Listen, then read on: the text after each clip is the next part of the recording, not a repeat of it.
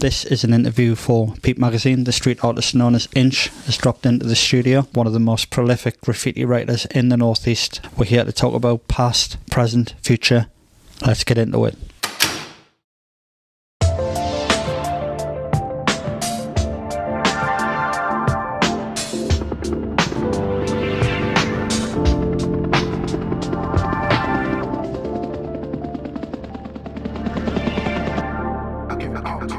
Off the title street artist and refer to myself as a graph writer.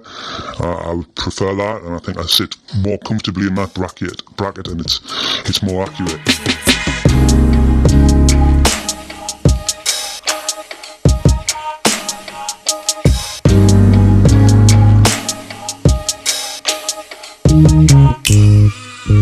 Everyone has a name and something to identify themselves with, and giving yourself a sense of identification. Is that where Inch came from? It's more about letters and having a short tag to write, because I fancy myself as a train painter, and you want a shorter tag, you know what I mean? You don't want to pick something with 10 letters, and you want something someone hasn't wrote. Initially, I was toying with the idea of cinch. I got a batch of photos which I traded off someone, and there was an S through up and a cinch tag next to it on a tube, and I thought, alright, I'm not doing that, so just simply drop the S, you know what I mean? And then from then on, it's what you make of that identity, you know what I mean?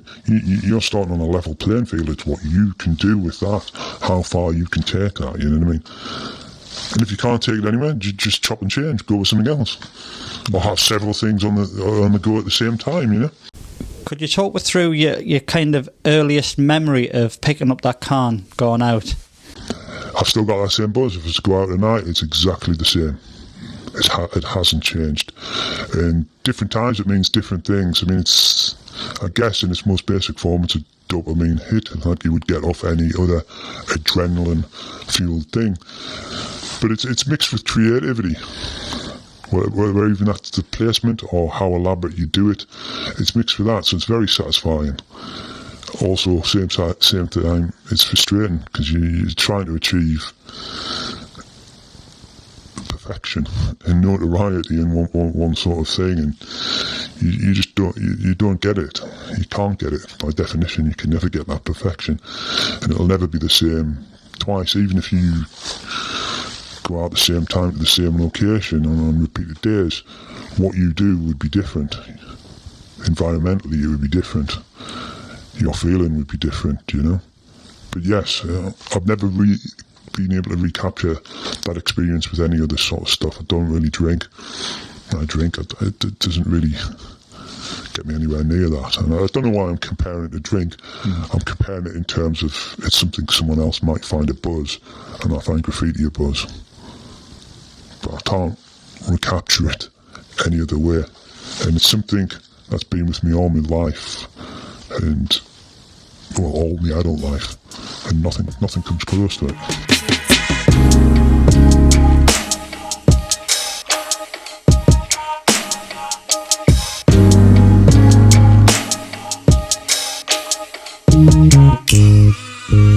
Did something click when you were watching something or you were listening to something? Did something click in your mind to think, yeah, I'm going to do this? And if it was that, was there someone else that you shared your passion with at first? I never set out to get into graffiti. It wasn't like, this is popular, let's do this, and I just happened into it. It was just going on in my environment, and because I always used to draw, and it's done in a very public space, I noticed it.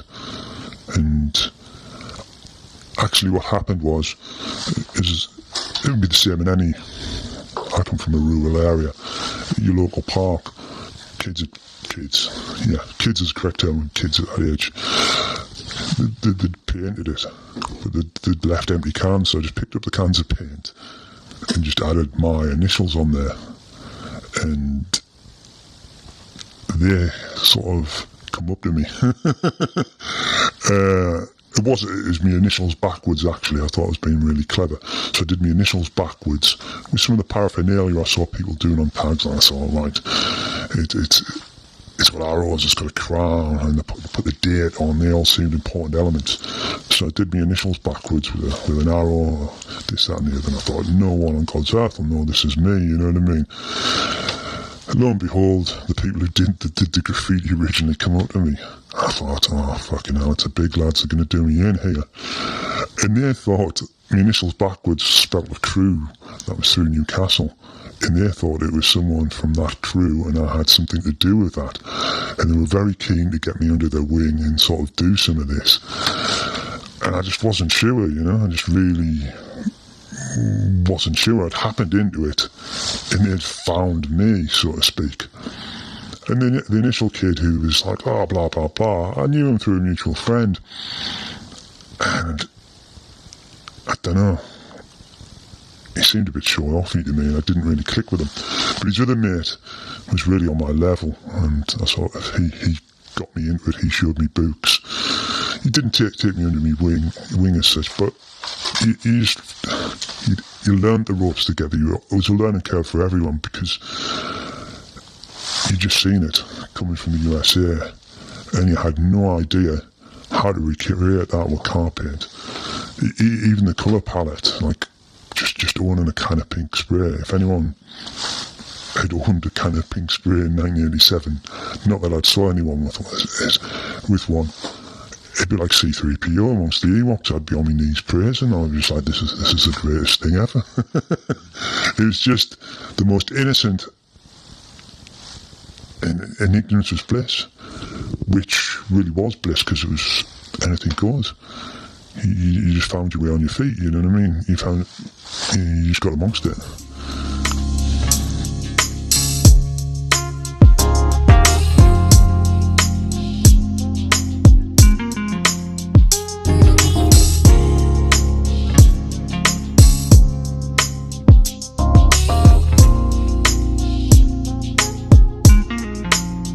I'm aware of the crew you hooked up with, like CKA, Cruelly Kidnapping Aliens, TNS, DRS, Dare, Dism, Rape, Psycho.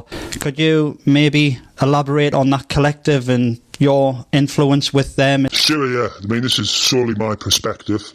I mean, originally I'm not from Newcastle as such, and most writers operating crews, and the crew I wrote before TNS was TBS, the Bomb Squad, kind of lifted off a Public Enemy record. That's their production squad. That TNS is my crew. I would be Prez, so to speak. Me are the only ones who would let people in and out, so to speak.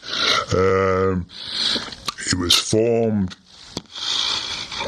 I guess, actually I can kind of pin it down, 91, I guess, because I'd wrote MBS with Moore previously to that, and he sadly passed away, or he'd stopped writing at that point and then passed away, and I formed my own crew. I wrote with a kid called Enemy, a kid called Smoke and Game, and we would come through Newcastle and we'd meet up with people through here, and it was kind of a transition period when I got into it. I got into it in 87. There'd been some paintings done before, graffiti paintings, and there were literally paintings. They were largely in emotion, perhaps with an aerosol outline, and it was kind of a spin-off of I guess, breakdancing or hip-hop culture. That's an inverted commas sort of thing. So they would write words like break, and they'd come and do like a crew, so the art crew were doing stuff, and CBS was doing stuff at Hewitt. And that's before the people you mentioned. It's not to say they're the first I saw. Basically, yes, you would just bump into the writers. There was a Hall of Fame at Hewitt, which was illegal, so you could bump into people there, just fellow people that seen you on the train and were coming along. And then when you got to meet people, you got to meet people from Sunderland, and you got people from Newcastle. And then there was a writer's bench at Old Eldon Square, Hippie Green. I mean, that was loosely based. There was a good record shop there, and that factored into it, I guess. Hitsville, USA was there, so everyone would go there for their import 12 inches. And at that point, I guess it was all intertwined because people would go, Four Elements and hip hop and the bigger picture and DJing and all that. Well, graffiti, I would say, is possibly the only one that sits comfortably outside of that and predates all that hip hop banner, which I think was forced on by the media when it was moved over here, you know.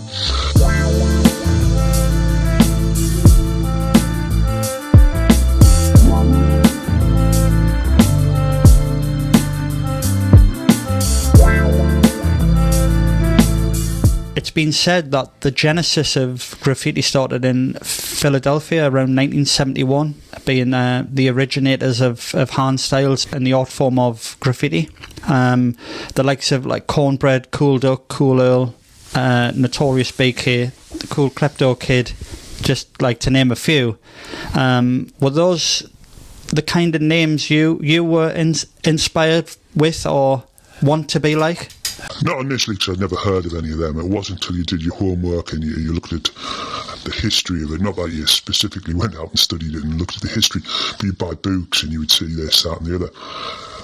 They are largely cited and they are a big part of it, but there's a red herring amongst it all. It's absolutely 100% correct what you're saying, but I'd like to point this out. There's a Stevie Wonder album from 1966, or maybe 67, don't quote me, and behind him there's a fat cap tag, which predates any of that by 2 or 3 years. And not only does it predate it, it predates it and it shows it to be evolved via the use of a fat cap. And also, I don't know how much this factors in, I would also question the location. I don't know where Stevie Wonder's from, but I know he's a Motown, and that's a Detroit label. But yeah, that's a cool bit of historical facts, eh? It's 100% a fact. It's not open to interpretation. It's there on the record sleeve. Mm-hmm. You might like to cut to it. I can show you it on there. It predates anything what you just said. And that is the general consensus. People say that. In tandem, it evolved in New York on the subway, and simultaneously it was evolving in Philadelphia. And people often credit Philadelphia having a slight edge, i.e. being just that little bit earlier. Mm-hmm. New York, Bronx, they developed it a lot more. That's where they come into their own with the likes of Phase 2, Riff, and people like that. But yeah.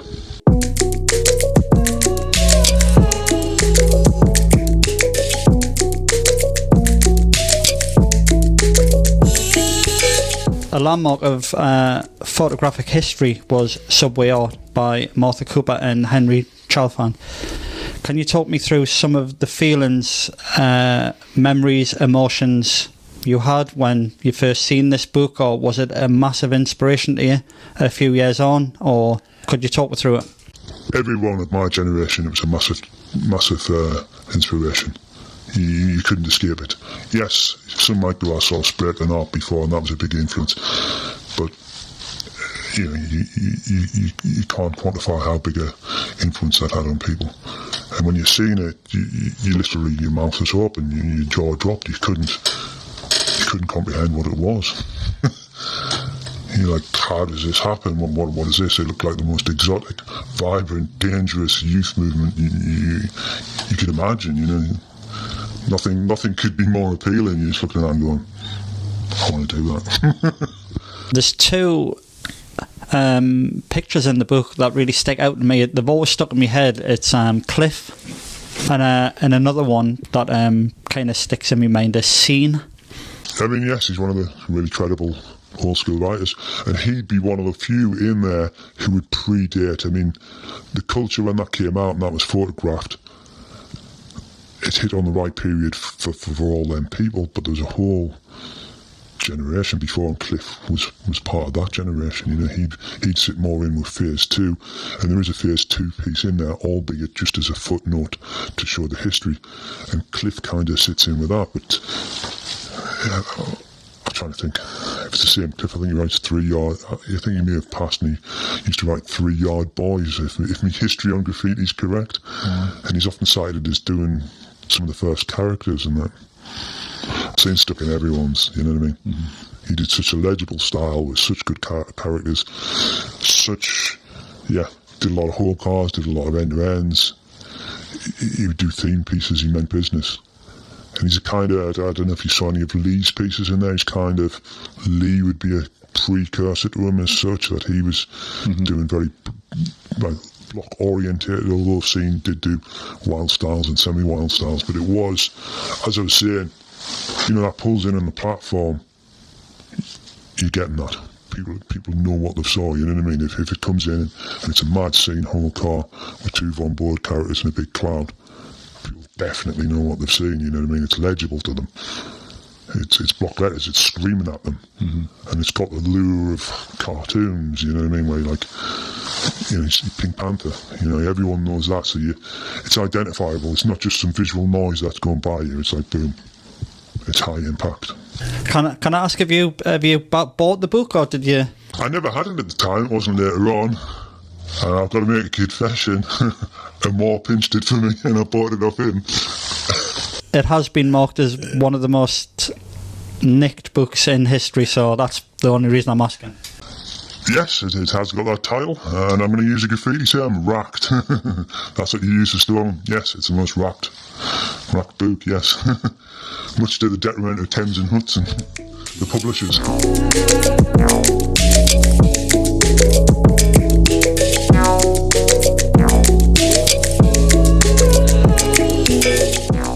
Could you talk me through the evolution of Northeast street art?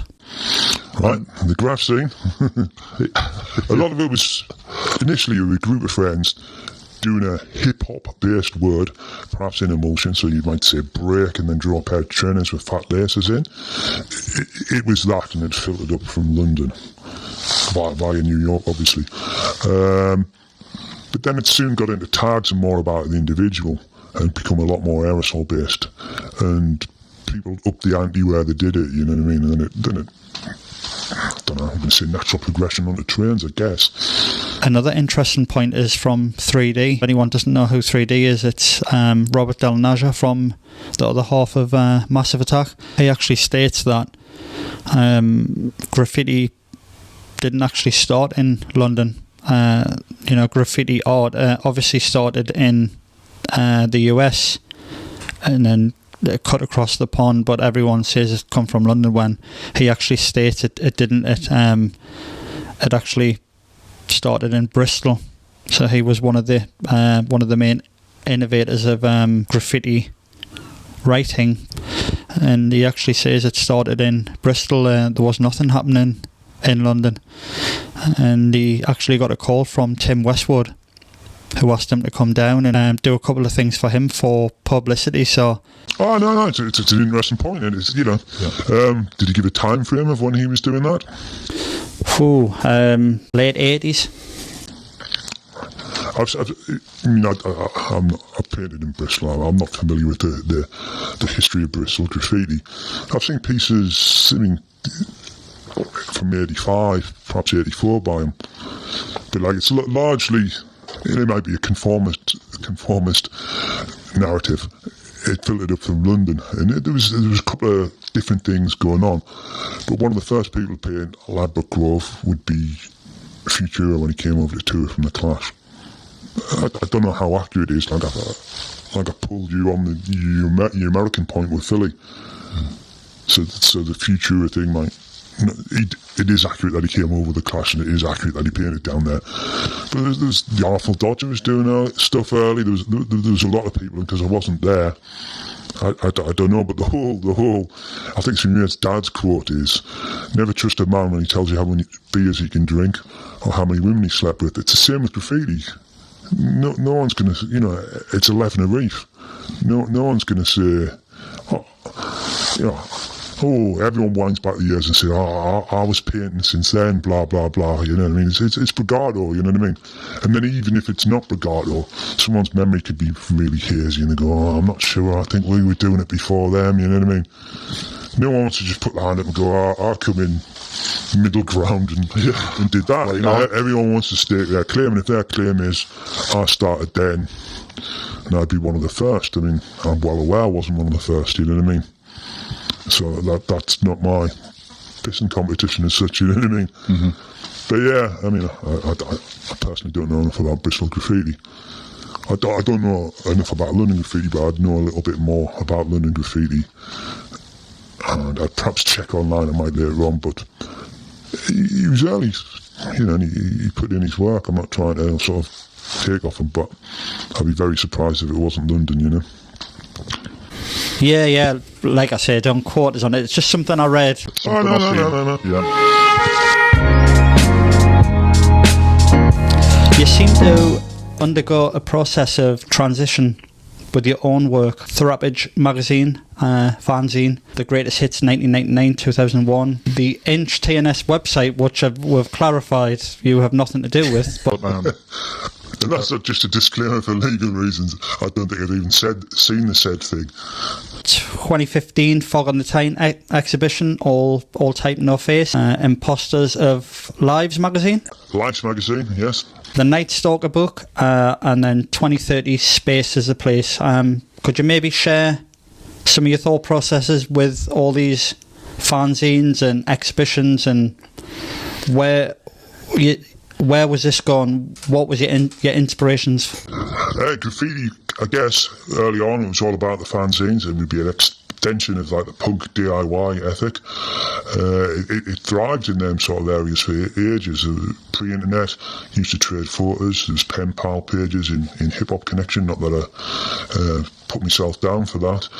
So it was all to do with that. Like I sort of deflected the term street artist earlier on, and certainly the street element of it. I guess I don't know why graffiti writers would make that distinction. I think they think graffiti writers is a bit more pure, but mine would be more down to like an autism thing, and I don't solely write on the street, so therefore I'm not a street artist.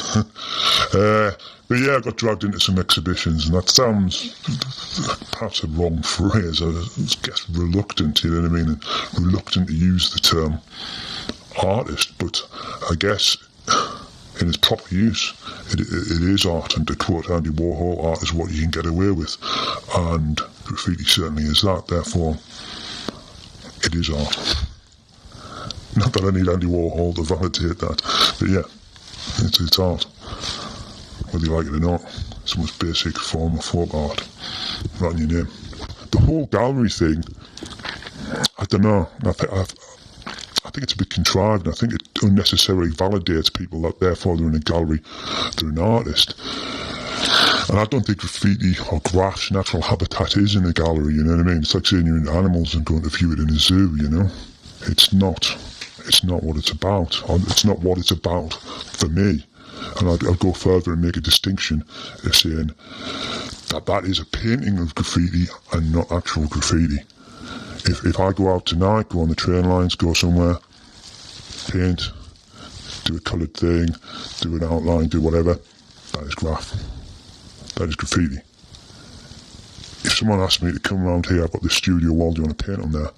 That is a painting of graffiti. That is not graffiti. It doesn't capture the energy, doesn't capture what it's about. It's like saying I'm into animals and going to a zoo to view them.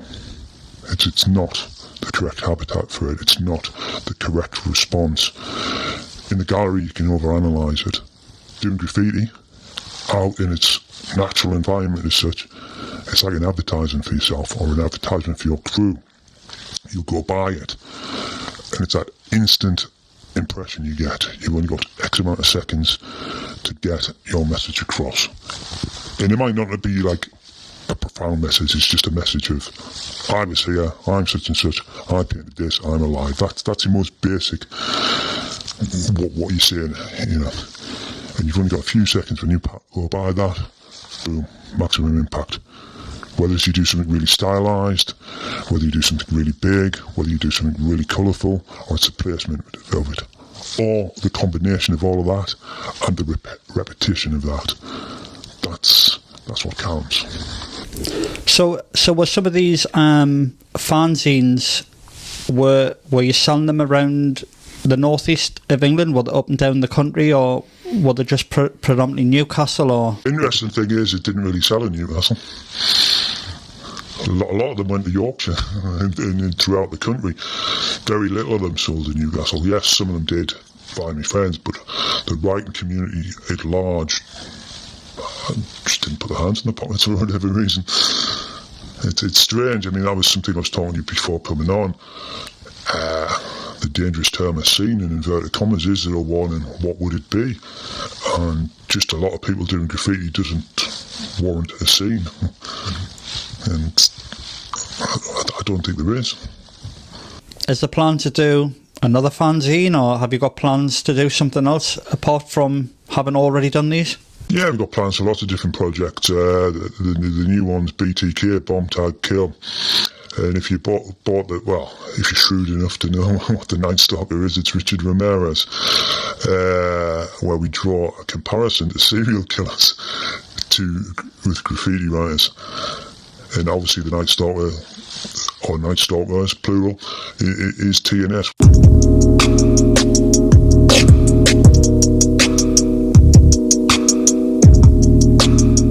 You're not a teenager anymore, and maybe you're looking for different avenues to keep your passion still alive. I mean, in the most simplistic terms, all of that is this extension of getting up.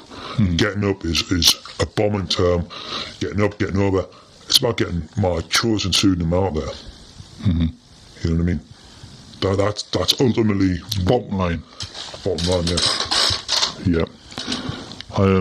Notoriety for the pseudonym you've chose, and excuse me, respect from your peer group, which I guess is a teenage male subculture thing brought into adulthood. Could we touch on who is your peer group? Most directly, it's the people I play with. Yeah, again, it's selfish. I want to impress myself. I want to do something I'm happy with. And when I say that, you're only as good as your last painting. So if I do a shit painting and I'm going to beat myself up about it, I'm going to ensure that I don't do that next time. It's show and prove, you know what I mean? If I do a piece there on your wall, however that turns out, that's as good as I can paint at that moment. That is the truest representation of me. It's very Darwinian graffiti, you know what I mean? I don't mean about beefs and actual brawls with individuals. I mean your tag. If you were writing Cliffy, and I was painting with you, as much as I go, oh, it's Carney, I like him, I want people to look at my graph, I want people to talk about my graph, I want people to say mine's better than yours. It's exactly that, that's exactly what it is. It's an egotistical, anonymous pseudonym, and you want as much. This is if you go into the terminology I'm saying. I know you refer to street man. If you go into the terminology graph writer, or doing graph, or graffiti artist, that's exactly what you want.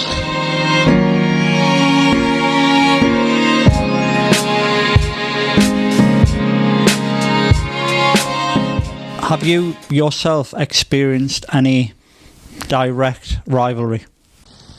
Constantly, the police, if you go out, police if they get a hold of you, you know what I mean? Yeah, back in the day, a lot of beef with people. Not me personally, but your crew runs into it. You've got to back up your homeboys, you know what I mean? You've got to, I mean, I'm not one for fighting, but you've got to like, oh, he's getting jumped on, I've got to fucking break this up, you know what I mean? I mean, if you're differently inclined, you're going in fucking fisticuffs and having it, you know what I mean? You've got to take a stand, you know what I mean?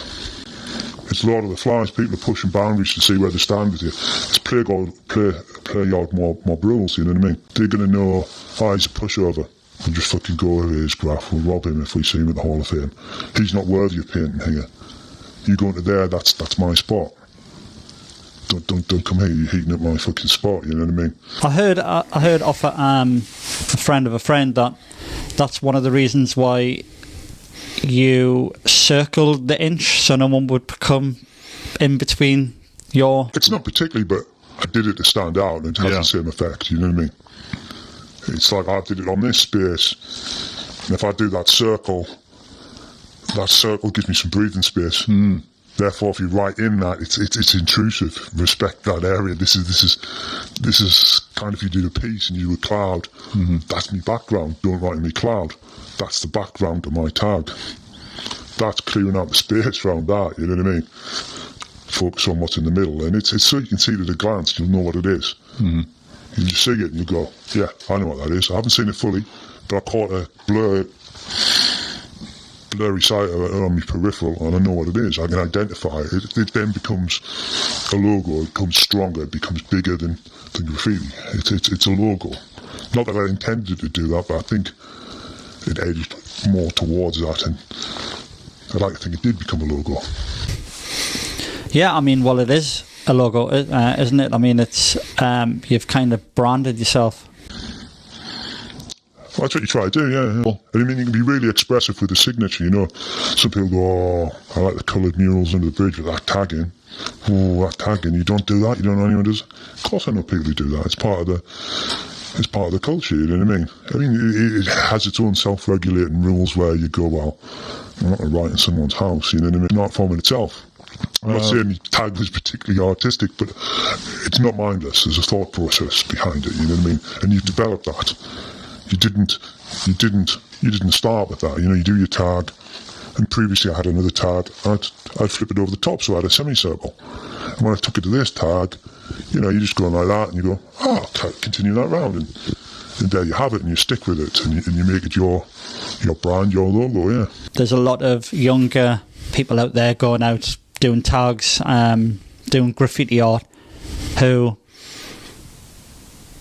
kind of put you on a pedestal, like look up to you, and when they see you out there, like that's interesting. Do you take the again, like the British mentality of, oh no, it's nothing, or do you get a sense of, do you feel like a sense of respect from the kids who come up to you in pubs and places? It would make me feel comfortable, if anything, but I do have awareness that, you know, people pay homage to what's gone before them, you know what I mean, and they would identify. I think at one point my tag became bigger than just a tag, you know what I mean, and some of that didn't have, well, it did, it had everything to do with me because I wrote it, but, you know, if I was to look at it objectively and go, you don't write that, look at graffiti, would you associate that with Newcastle? And I very definitely would, you know. I'd say that's part of the visual background I've been to Newcastle, you know what I mean? And it's graffiti. So therefore it's part of the graffiti in Newcastle. Whether other people interpret it as that, I do not know. No bravado, I'm just trying to look at it logically from outside of the thing. And in graffiti terms, I know straight up I was all city. That means I tagged everywhere around the metro line, or I had stuff everywhere. And I didn't just focus on that. I'd do the street, I'd do rooftops in town, I'd do freight trains, I would do, you know, BR lines, everything. To argue, is he better than him? Is he the best? That's subjective. But that's fine. I could say I'm all city. And I could say in that period of time when I wrote that, it very definitely was there. Mm-hmm. You can't detract from that. That's definite. Mm-hmm. And if kids come up on that, I feel uncomfortable, especially on a night out, especially if it's in a noisy environment, because I'm going, sorry, I didn't hear that, pardon. And they might address you as your tag, and I'm like, call me insert Christian name, you know what I mean? And they're going, this, that, and as much as it's flattering, and it can or has previously happened, I'm comfortable with it. It's just, I mean, what do you say to someone who's drunk, going, I saw you on near the metro station? Which metro station? I did a few. I understand fandom, I understand how it works, and if I have achieved that, great. I can, part of me can appreciate that. Not that that's what I set out to do, not that I'm going to command that someone does that and go, hey, this Hall of Fame you went over me, do you know who I am? I've got none of that, you know what I mean? Just fucking get on with it, you know what I mean?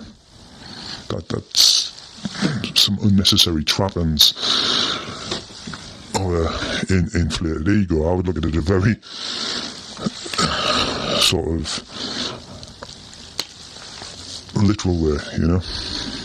I remember us chatting a while ago, and I can't remember the term you used now, but I think it was quite interesting how you were actually writing with another member of your crew. I don't know where, I don't know what, but he said something like jealous lines, jealous arrows? Selfish arrows. Selfish arrows. Yes, and I just says, well, I'm not going to draw any arrows on your piece to draw attention to yours. Why would I? I mean, graffiti is selfish. It is egotistical. Even if that's not you as a person, your persona in that setting is that. That's how I discussed the first paint with you. You're my friend, blah, blah, blah. I want to get all the shine. I'm a greedy bastard. I want everyone to look at mine. And I'm going to design it in a way I think, oh, right. That's his game. He's done a cloud, eh? I'm doing a bigger cloud, you know what I mean? And that's how things evolve. That's how it doesn't stagnate. You know, if you didn't look at something, someone has done a big, you know what?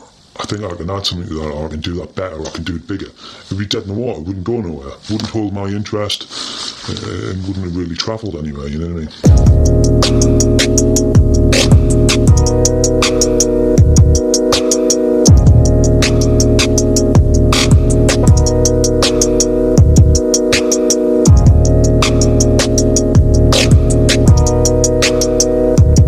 I'm not going to name the media outlets.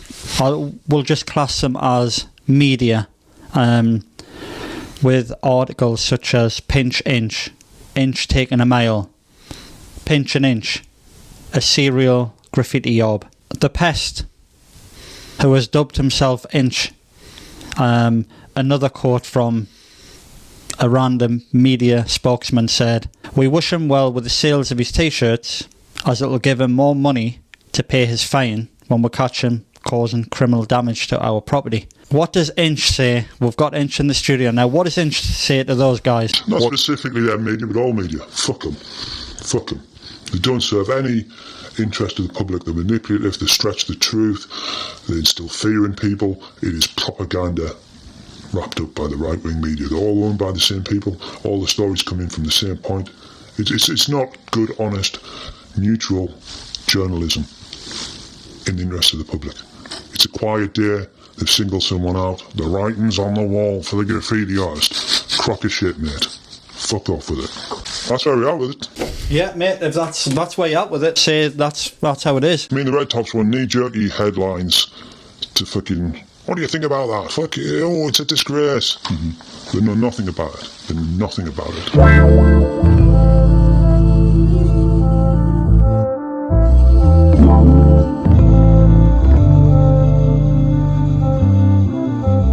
They say graffiti is an entry-level crime. Peeps say it's a career path to expression. What do you say? Well, the broken window theory. I started graffiti in 1987. Surely I should have killed someone by now or be strung out on drugs. I'm not. So it's crock of shit. Straight up. Sorry to shoot that down. I know it's not your theory, but that's where we are. No. I mean, if I did some savage crime, would I be enthusiastically showing you photographs of it? You know, you wouldn't. The problem you find with graffiti is it just gets fucking scapegoated for everything. Come election time. And the reason why is, you can go in an alley. You go up an alley in Newcastle, there could have been 3 muggings, there could have been 2 rapes and a stabbing. No visual evidence of that. None whatsoever. Graffiti there is. And they use that to scare people. But it's a polar opposite. If you paint in some Hall of Fame, public aren't intimidated by it. They come up to you. Say, oh, I'm walking the dog. It looks great this. I'll check in on the way back. It's pure bullshit. Pure scaremongery. Pure hate-filled. Just bullshit. Straight up bullshit. Yeah, mate. What is the future of Inch? Future of graffiti is good. Going to keep doing it. I'm never going to stop doing. Simple as that. What that entails, I mean, yes, I haven't did anything I shouldn't for a good while. But, yeah. Why shouldn't it be? Why can't I express myself in that fashion? Why shouldn't I keep painting? That was a rhetorical question. I wasn't asking for any insights on you, but yeah, it's like any other hobby. It's like any other fucking passion. You don't get to a certain age, you go, I'm stopping. Just because some people slated it, you don't go, oh, I've had a eureka moment. Such and such a paper says I'm a vandal. It's just names. It's bullshit.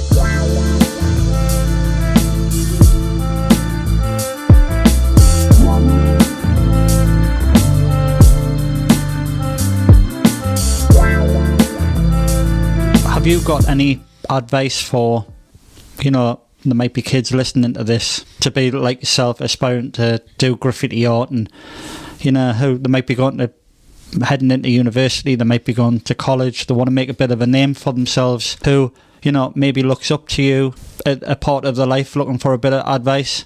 Have you got anything to say? It's that age, well, just be yourself. Be yourself and express how you feel comfortable, you know what I mean? Be humble about what you're about and try. You know, if it's like at school, you know, such and such has tried hard, that's all you can do. I mean, originality in its purest form is quite hard when you come into a culture 40 years down the line, you know what I mean? But style isn't exhaustible. Style is what you should focus on, you know what I mean?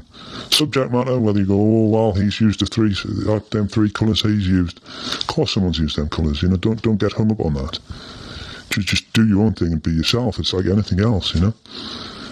And try to satisfy yourself and not other people. I mean, yes, graffiti, you want infamy, or you want mutual respect, or you want people to go, fucking hell, that's great, but please yourself first, you know what I mean? And be true to yourself. Inch, it's been really great having you here in the studio. It's been great chatting to you. Any final thoughts? Have you got anything you want to say? Is this where I should thank God and like people? No, I've got nothing to say. Apart from thanks for having me do this. I really appreciate you give me the exposure. I hope people find it interesting. For contributions, interviews, events, you can contact us at contact@peep-magazine.co.uk. Our latest Peep Magazine Escapism issue is now on sale via our website www.peep.Ltd.